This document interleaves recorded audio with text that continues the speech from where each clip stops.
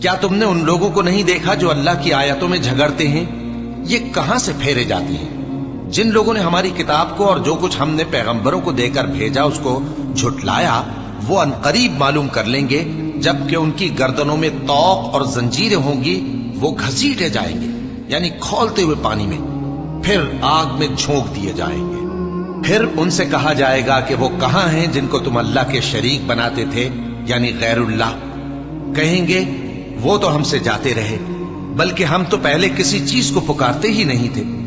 اسی طرح اللہ کافروں کو گمراہ رہنے دیتا ہے، یہ اس کا بدلہ ہے کہ تم زمین میں ناحق خوش ہوا کرتے تھے اور اس وجہ سے کہ اترایا کرتے تھے۔ اب جہنم کے دروازوں میں داخل ہو جاؤ، ہمیشہ اسی میں رہو گے، سو متکبروں کا کیا برا ٹھکانہ ہے۔ تو اے پیغمبر صبر کرو کہ اللہ کا وعدہ سچا ہے، پھر اگر ہم تمہیں اس عذاب میں سے کچھ دکھا دیں جس کا ہم ان سے وعدہ کرتے ہیں، یا ہم تمہیں وفات دے دیں، تو بہرحال ان کو تو ہماری ہی طرف لوٹ کر آنا ہے۔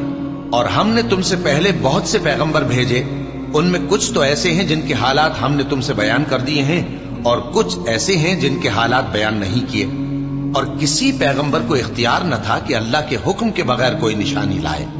پھر جب اللہ کا حکم آ پہنچا تو انصاف کے ساتھ فیصلہ کر دیا گیا، اور تبھی اہل باطل نقصان میں پڑ گئے۔